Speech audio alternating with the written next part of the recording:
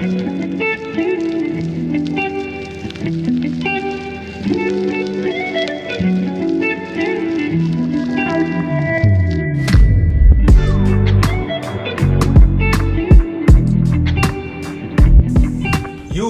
ski, what it do ski? Welcome back to another episode of Awakened Truths with one of your co-hosts, Juice the Coach. And we are going to get right into this one right here because we got a lot to discuss. We are going to talk about 15 things Jehovah's Witness men were never taught. And I talked about some of this here and there in videos, but this is going to be a whole list from the beginning to the end. And I'm only touching on 15, so we will get right into it. Women can also watch this because y'all dealt with the men, or you are going to meet men in life, and you don't want them to have some of the qualities that they brainwash the brothers in this organization. So let's kick it right off with number one.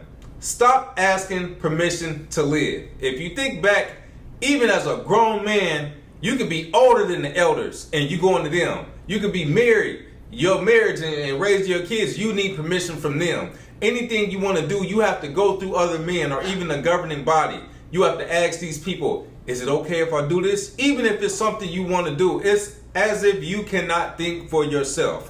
You have to throw that in the garbage can on your way out the Kingdom Hall. You don't have to ask people for permission. And this will bring me to number two. We're going to roll right through these and drop comments below. But number two is learn to trust your own judgment.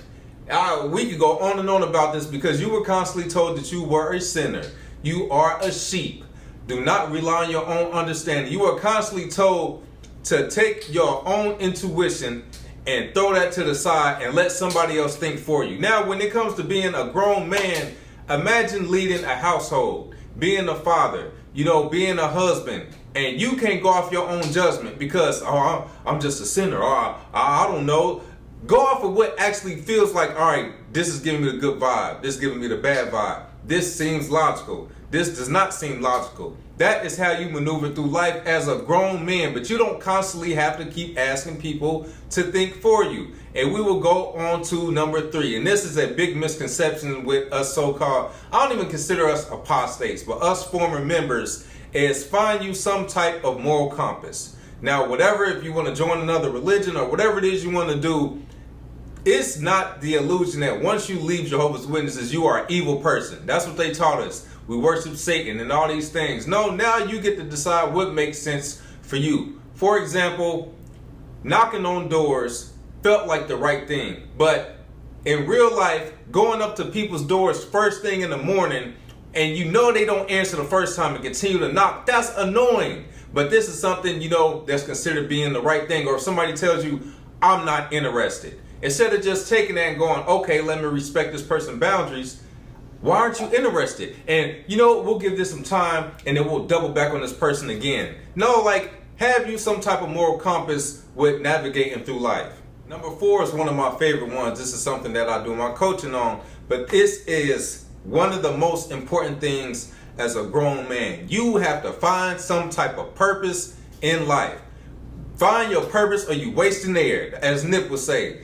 You do not have a real desire or type of purpose that you come up with as a Jehovah's Witness because it's given to you. You are given limited options on what you can do. You can be a ministerial servant. You can be an elder. You can go to Bethel. You can, serve when the need is greater. Don't worry about a career. Don't worry about this and that. Just worry about these options right here on the table, and anything else is not for you. That's not purpose. Purpose is what brings you some type of closure or completeness in life. Some type of service that you are offering, to the world. What is getting you through life? What are you able to, use as motivation to get through the day? What are you trying to accomplish? Because we are not accomplishing much as Jehovah's Witnesses. We are in a hamster wheel. We are waiting on the new system, go to the meeting during the week, go on field service on the weekend, go to the hall Sunday, start again, study in between, go back to the hall, knock on doors, go back to the hall. And you are constantly doing this, waiting on the new system, and then you die.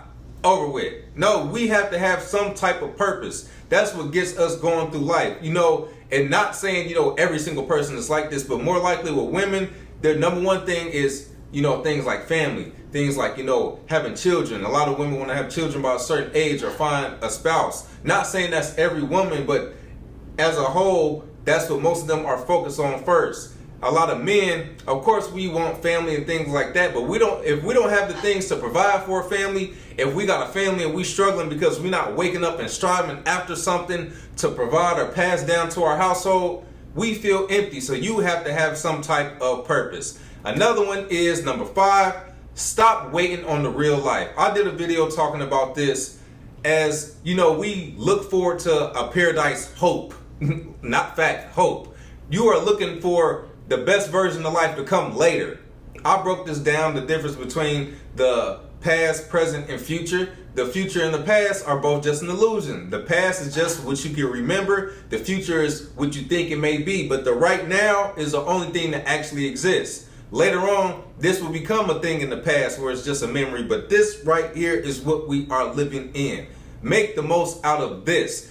That dream life that you want in the future, it doesn't just happen on its own. That depends on what you do today to create it, right? If you want to build a house, you don't just go, one day the house gonna get built and I'm gonna be living in it. You got to pick up some tools today. You got to lay your foundation today and start working on it so that when time comes, you've already done the work in the present for, this to happen in the future. Which one am I on now? I want to say number 6.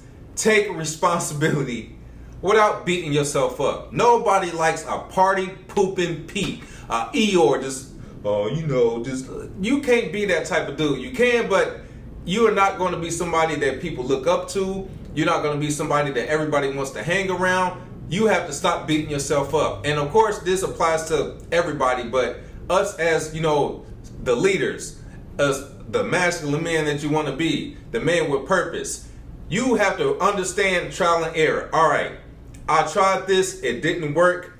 What can I do about it? I deal with it, I face it, or I adjust and move forward. But sitting there pouting about it, nobody wants to be around that type of dude, man. So quit beating yourself down. A lot of us look back on how we got bamboozled. Man, I can't believe I fell for it. You know what? We can't go back in time. Man, I can't believe it took me this long to wake up. Well, guess what? You woke up. There's nothing you can do. I woke up in my mid to late 20s. Nothing I could do about that. Could have woke up earlier, but I didn't. I can't pout about it, because if not, I'm just going to waste more time. If I would have started sooner, continue to waste this year. Man, but if I would have started sooner, 2 years and gone by, 3 years. I haven't done anything with my life but spend the last 3 years reflecting on the past that I cannot change. You have to start moving forward. Leaving a cult is supposed to make you feel free. So why is it now that you're starting to feel so stuck? Most former believers leave the system, but they get stuck with the same identity. Even after years, they deal with the fear, the obligation, and the guilt after being out of the cult. Yeah, which causes a ton of emotional exhaustion. Real healing happens whenever you're able to reconstruct after the deconstruction. So this is building back up your confidence, your purpose, and your sense of self with us as a community. That is why we created our coaching program to help everybody with their own individual game plan step by step. Whether that's your budgeting, you need help with that, we got you. Your fitness goals, or even just finding life purpose. You bring the commitment, we come up with the game plan. If you are ready to stop feeling stuck inside of the fog and to really start living out your higher purpose, shoot us a DM on our Instagram at Awaken Truths IG. Number 7, which applies to just humans in general, stop making excuses. With us as individuals, especially coming from a cult that stripped our self-esteem and made us feel like we were not capable of doing things on our own, we will be the first ones to doubt ourselves. We will instantly think of why we can't do something before we think of how we can do something, because we were told we have to be these humble people. Humble doesn't mean you have to feel like, you are just less than everybody. You can feel like, I'm just as good as everybody else, which is something we weren't really taught as Jehovah's Witnesses. We put people on pedestals like celebrities and athletes and all these types of people, but it would be wrong for us to be like, I can do that too. I'm that good. And what you think and speak is what you attract. If you constantly think negative, if you speak negative, constantly saying, I can't do this, I can't do that, that will become the reality. Versus the people who are able to achieve things in life is not that they are better, is that they have the mindset of, I'm going to figure this out. And failure, what we will say sometimes like, it didn't go my way, I failed. No, failure is when it doesn't go your way or it doesn't go as planned and you quit.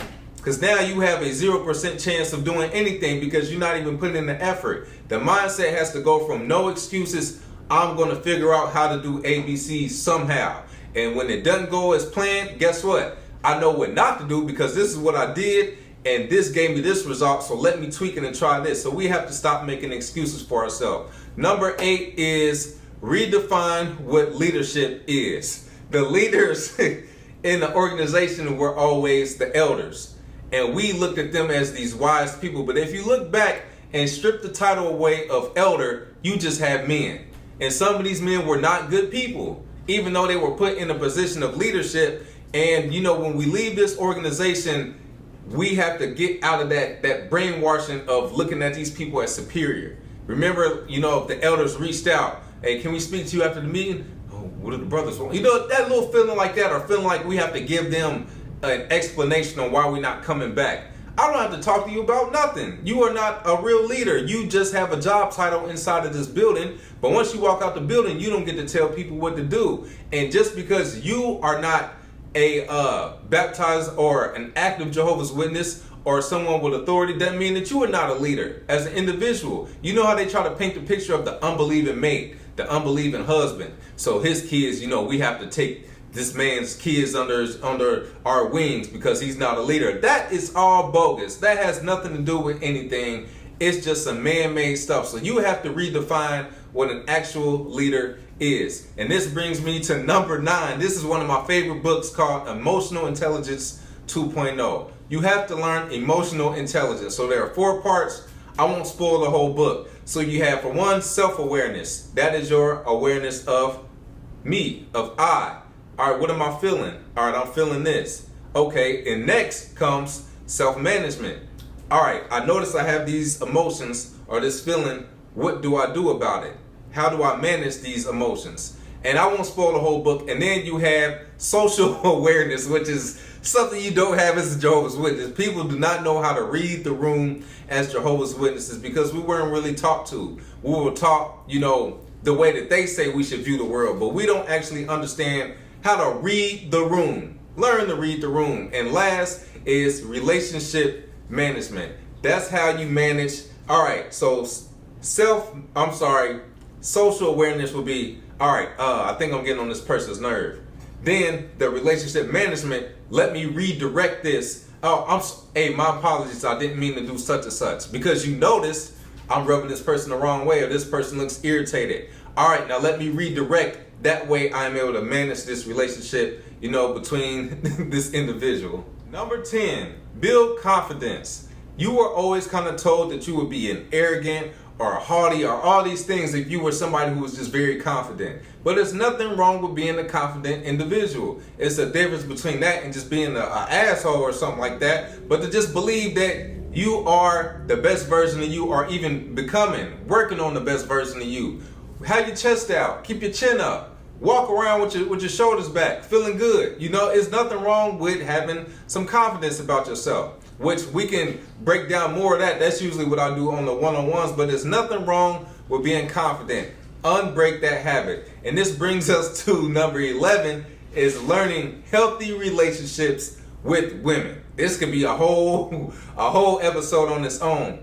But in not just Jehovah's Witnesses, a lot of Christianity, men put themselves on a pedestal and women are less than. Women are just to serve you and be obedient and be submissive. But that's not how things work. It's a team effort. And they will gaslight you in the organization like, no, we appreciate our sisters. And then they mention the bare minimum the sisters get to do. No, the sisters are not able to stand up on the platform and give an actual 30-minute talk or things like that. Women can't be elders. You don't even realize subconsciously the sisters are put down. That's bogus. So you have to basically relearn your whole relationship with women. Don't come in there with that colonizer mindset of being able to basically just belittle women. You have to learn women and not from the watchtower. You have the 5 love languages. They got one for men, they have the one for women, and they have the one for both. You have the book, The Way of the Superior Man, which is like my favorite book. It's so much out there to educate you on relationships with women, especially as young brothers. You were not taught anything about dealing with women or how to approach women. You were just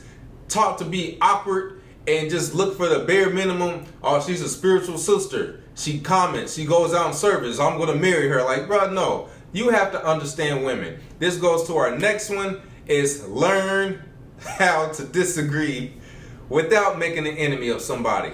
As men, we're going to debate. We're going to have all of these things, and this applies to everybody. But you can have opposite views and still be cool with somebody. Not something as drastic as like somebody don't like black people when you black. I wouldn't suggest that, but to each his own. But you could be cool with a Muslim. You could be cool with any other religion, long as y'all can be vibing on something else. You don't have to push your beliefs on other people, and you don't have to allow people to push their beliefs on you. There's nothing wrong with that. This goes to number 13. Learn to build friendships with people. Actual friendships, not simply because you're a part of the same religion. That's not a true friendship. That's something to where you're forced to be friends with this person because somebody said so. These are your brothers and sisters. You have to love them. You have to hang out with them. No, you can find actual people you want to vibe with. You like this type of sport, you meet somebody here, you know, you're doing mixed martial arts or something like that. And you meet some people there, you can kick it with them. You go to football games with certain people. You got your people you work with that you're cool with. You get that make actual friendships simply because I'll rock with this person, not simply because somebody told you you need to be friends with this person, even though you don't have anything in common with them. Learn to pick your own friends and build actual friendships and relationships with people. Then number 14 is learn to have financial vision, or I would say a financial mindset without the guilt. You are not supposed to be somebody who was materialistic, which is nothing wrong with that long as you have it balanced, or looking for a good career. I want to make a lot of money or make enough to where you're not struggling. That was something that if you put too much focus on working overtime and you're not making the meeting, or you know, if you want to take a year or two to really dive into work or dive into a career or go to school, you are allowed to do that without feeling guilty, because you only get to live this life that we know of. And if you have yourself that you have goals for, if you have a family to support, or if it's just certain things you want out of this short life, you do not have to feel guilty for being like, you know what, right now I'm about to focus on this. I'm going 110 miles an hour to get what I want. There's nothing wrong with that. We had to break that mindset from leaving Jehovah's Witnesses. You are allowed to live a life of fulfillment, of things that fulfill you as an individual. And last, I talked about this topic. I'm probably going to continue to talk about it here and there. Take care of your health. That was something that was not pushed. I remember when I was about, I'll say 19, 20, somewhere in there. That's when I started going to the gym. And it would be other brothers, probably, these brothers weren't even old. They would be like 30s.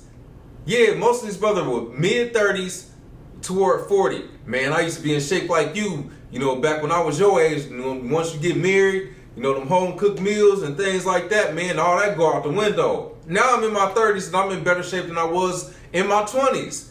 You cannot make excuses when it comes to things like that. You do not want to be a liability to family members when you get in your 50s and 60s, because now your health problems have got so bad that you have the health issues of somebody who's 80, 90 years old that early.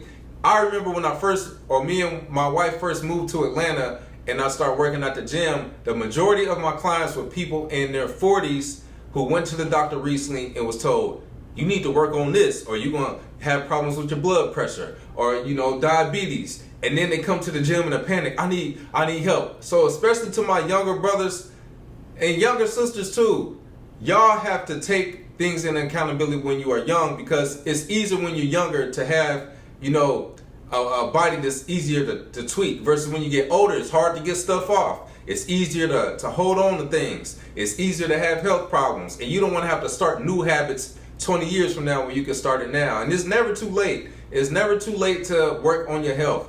This is the one thing that I would say, if you had a choice of getting a check for $1 million and you say, all right, I'll take it, but the catch is you're going to be in the hospital the rest of your life. Oh, you can keep that, because your health is what? That important. So this is just 15 things that I feel men need to learn, and certain habits you have to unlearn when you leave this organization. So let me know how you like the video. Are there any ones that I missed out on? Because I may have to do 15 more. Who knows? So remember, hit us up on our Instagram. It is still August. We are doing our free 20-minute coaching programs to help you with one goal. One goal. All you have to do is hit us on Instagram at Awaken Truths IG, or you can even comment and leave your email address, and I will reach out to you and we can hook it up like that. It's free. What you got to lose? We all got goals. Let us help you out with it for the free, but only for August. And make sure to comment and hit that subscribe button if you haven't already. Catch y'all next time. Peace.